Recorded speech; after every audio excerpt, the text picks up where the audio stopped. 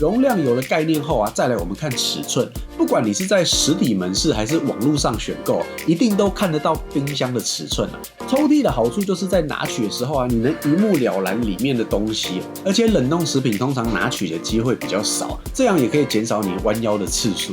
我们的服务员呢，听到就问客人说：“要不要换小一点的款式啊？”结果客人说：“电梯进不去，但楼梯可以啊。”但是你们知道他住几楼吗？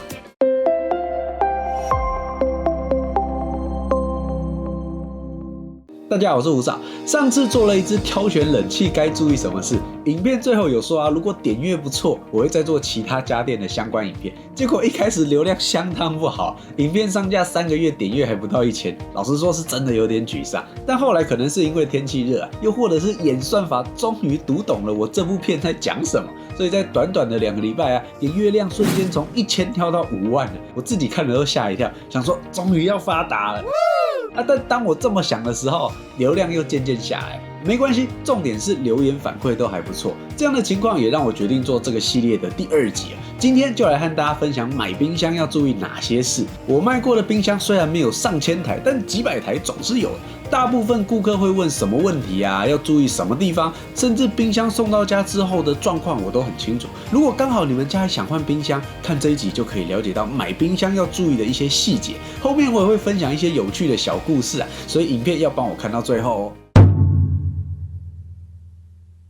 首先，我们要先决定买多大的冰箱。每台冰箱的高矮胖瘦都不一样，家里面摆放的位置大小也都不同。如果位置够大，就先决定想要的容量公升数。那如果摆的位置很狭窄的话，就改先量尺寸，再由尺寸去挑冰箱哦。那容量该怎么挑呢？冰箱的容量是用公升数来计算的，有个流传已久的算法，就是70公升乘以家中人数，加上100公升的常备品容量，再加上70公升的预备容量，就等于你的适用冰箱容量。这个有点复杂啊，或是你可以用另外一种比较简单的，直接把你家的使用人数乘以100公升就好了。重点是还是要看你们家的使用习惯哦。依照人数来算，其实不是很准。比如说你们家是常外食的情况啊，通常冰箱会放的食物大概是饮料啊，或是餐厅打包之类，这样冰箱容量就不需要太大。那如果是会在家里煮饭的，就以采购食材的频率为主，每1到2天买一次啊，就照前面的算法就好了。那也有人是习惯1周1次的大量采买啊，这样就不要管人数，建议直接选500公升以上啊。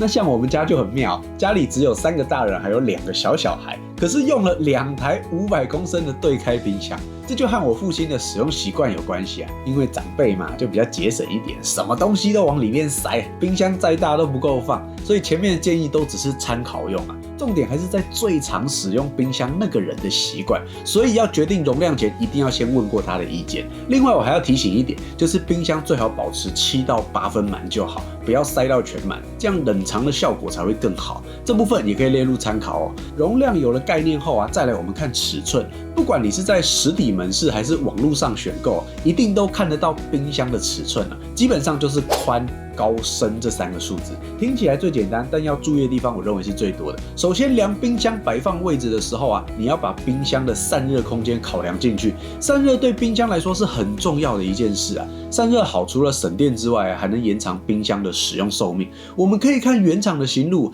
大部分都会标示散热空间需要多少。像这台日立冰箱的标示啊，就是上方5公分，在左右呢各在0.5公分啊。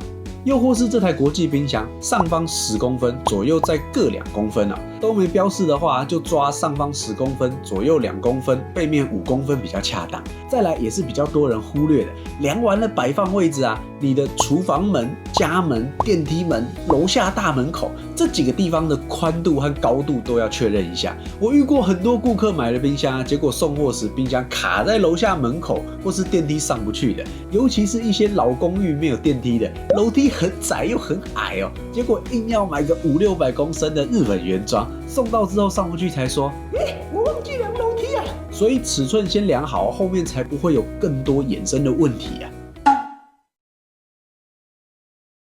冰冰箱的种类有分为单门的小冰箱、双门传统冰箱、3门到6门冰箱以及对开冰箱。首先，100公升以下的机种啊，大部分都是单门小冰箱，只有冷藏室没有冷冻室，通常都是比较适合租屋族来使用。那再来是传统冰箱，容量从100多公升到600公升都有啊。这种冰箱的优点就是价格相对实惠，但是没有什么特别的功能啊。那3门冰箱就是除了冷冻冷藏室之外啊，再多了一个蔬果室，可以把蔬菜水果单独放哦。那价位也会比双门高一些。4门冰箱就是把3门里冷藏的那个门改成双门哦，你在开门的时候啊，就比较不会占到走道的空间。而5门和6门比较多出现在日系品牌，这种冰箱的价位最高，功能最多，分门别类也清楚。另外还有独立制冰室，这样冰块才不会有异味。再来就是对开冰箱，一般是左边冷冻、右边冷藏的设计啊。这种冰箱的冷冻室是最大的，占了1半的空间，不过宽度也是最宽的，所以摆放位置就要足够大。最后就是冷冻柜，冷冻柜顾名思义就是单纯的冷冻食物用的，它会有上掀式跟侧开式，这个就是针对冷冻室不够大的人啊，另外可以再添购。以上这些分类啊，是属于市售大部分品牌的分类。那我们在挑选的时候啊，还有几个地方要注意的。首先是看冷冻室在上方还是下方。大家都知道传统冰箱冷冻都是在上方，但现在越来越多款式是做在下面抽屉的，因为传统上方冷冻室啊，有些食物会积在最高最深处，很容易堆积在里面了，摆久你可能也忘了，就可能造成空间的浪费。抽屉的好处就是在拿取的时候啊，你能一目了然里面的东西，而且冷冻食品通常拿取的机会比较少，这样也可以减少你弯腰的次数。再来是冰箱开门的方向啊，大部分冰箱都是右开或对开比较多啊，左开相对较少。怎么分左右开？就是门打开之后，在你的右手边就叫右开，左手边就叫左开啊。如果你冰箱一边会靠墙的话，左右开就要注意一下。比如说右边靠墙选右开的话，好处是开启冰箱门时可以趋近墙壁，除了不影响动线之外，还可以最大限度的利用空间哦，拿东西也比较顺手。但这样也有缺点，就是冰箱门只能开到90度，所以还是要看你的使用习惯。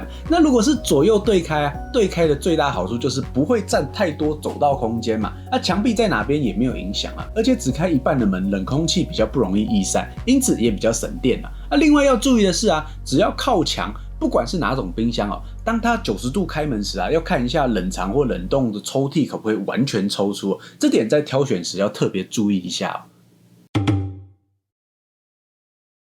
前面看完应该可以挑出几款比较适合你的冰箱，接下来我们就要细选哦。首先我们可以看省电效率。冰箱和冷气啊一样都有节能标示，除了看省电效率的级数之外啊，年耗电量也可以参考，因为冰箱都是24小时不停运转的电器嘛，不像冷气使用时间比较不一定，所以就可以看它的度数再乘上每度电费啊，你就可以知道这一台冰箱每年电费大概多少钱。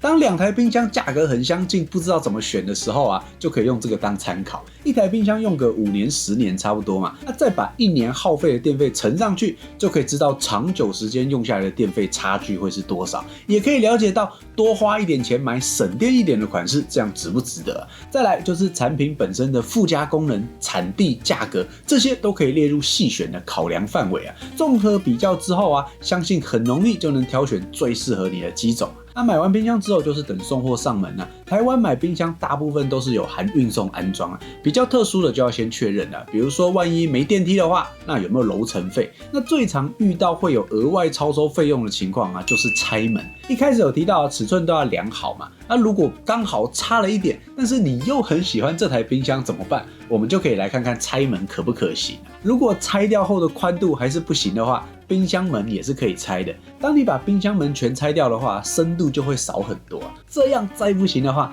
那就只能用吊车从阳台进去啊。不过我比较不建议这样，万一送来的冰箱新品不良啊，或是之后要旧换新，你都要再请一次吊车，这还蛮麻烦的。顺带提醒一点，如果你的楼梯或是门的宽度真的非常的刚好啊，安装人员可能会请你签个切结书，就是跟你说明可能会有刮伤或是碰撞的风险。毕竟一台冰箱要将近100公斤啊，日本原装和对开冰箱更重，有时空间太苛刻的话，真的是很难避免。所以你就要评估一下自己能不能接受这样的风险啊。完美主义者还是买小一点的比较保险哦。那冰箱送到定位之后啊，安装人员就会跟你说，先不要插电，静置一阵子之后再插上去使用。如果没有静置啊，让制冷剂润滑油重新流回去给冰箱通电的话，就有可能会造成压缩机损坏，进而影响到冰箱的使用寿命啊。那这个静置的时间要多久呢？有人说半小时，也有人说1小时、2小时、4小时，甚至一整天的都有。其实放的时间多长啊，是决定在搬运时的晃动程度。现在冰箱设计已经进步很多了，如果搬运的抖动程度不是很强烈啊，大概1到2个小时左右就很够了。那搬运的路程比较长，抖动比较大的话，就建议至少要4个小时之后再通电会比较保险。那接着在冰箱的静置过程中啊，我们就可以先做一些准备，把所有门打开啊，再拿出各个抽屉，散一下冰箱中的异味啊，再用干净的湿毛巾擦箱体内的表面和抽屉，去除掉上面的杂质啊，之后就可以等插上电了，有一些冷度之后，就可以开始使用你的新冰箱了。然后我想分享2个关于冰箱比较特别的故事。第一个故事啊，就是有一位客人住在我们店斜对面，来买了一台500公升的台制国际牌冰箱。送货当天就接到师傅的电话说，冰箱太大，电梯进不去啊。我们的服务员啊，听到就问客人说，要不要换小一点的款式啊？结果客人说，电梯进不去，但楼梯可以啊。但是你们知道他住几楼吗？11楼啊！一台冰箱90几公斤，师傅说要不然可以，另外付楼层费1000块。这个客人就不愿意啊，又吵又闹，又说要客诉。后来好说歹说啊，卖人情请了另外一组师傅免费帮忙，结果就是这么衰，搬上去之后插电没反应，新品不良，我们都傻眼了。这时师傅也不愿意再搬啊，那怎么办呢？就我带着3个人啊，非常艰困的再从11楼搬下来。然后更傻眼的来了，客人说，冰箱我再考虑一下好了，所以我先退货行吗？这个时候我们的心情实在是，可是也没办法，毕竟商品就是不良，客人要退货也是合理的。所以兜了一大圈就是做白工，对不对？再来第2个故事啊，这个客人是住在离我们店有一段距离，走路大概半小时。送货当天啊，就一直打电话来催，催到后面简直要用咆哮的。但是师傅就卡在上个客人要晚一点才能送，我们店的服务员被催到没办法，就只能自己拉着一台2轮车走路帮客人送过去。还好冰箱不大，一个人拉还行，但是要走半小时也是非常硬。送完后隔天，客人打来说，你们把我们家地板刮花了。我听了吓一跳，这还蛮严重的就赶快去看一下，才发现他们家是那个木质地板。因为我们送去的时候只有1个人嘛，所以冰箱要移到定位啊，只能用拖的方式，没办法抬起来，就留下了几条浅浅的痕迹。它的地板其实也很旧了，那几条刮痕也不是很明显，但造成刮痕是事实啊。最后我记得是赔了8000块了事。说实在的，我们服务员也是好心啊，拖了冰箱走路走那么远，就是为了让他早点用，搞到最后这样也是蛮难过的。那我分享这些故事的用意啊，就是想让大家可以多了解一点买家电背后的故事。其实还有很多啊，客诉啊、诈骗啊、偷窃啊，还有现场报警，时间还很长，我会再慢慢分享给你们知道。最后我想和大家说啊，我想做这个挑选家电影片的原因，是因为网络上大部分的文章或影片啊，都是以消费者角度或是厂商角度，比较少是像我这种以销售端角度去说明。这有什么好处？因为销售端遇到的顾客最多，遇到的问题也最多。借由这种影片，可以让大家在购买之前做好功课，也比较容易挑到自己心目中想要的产品。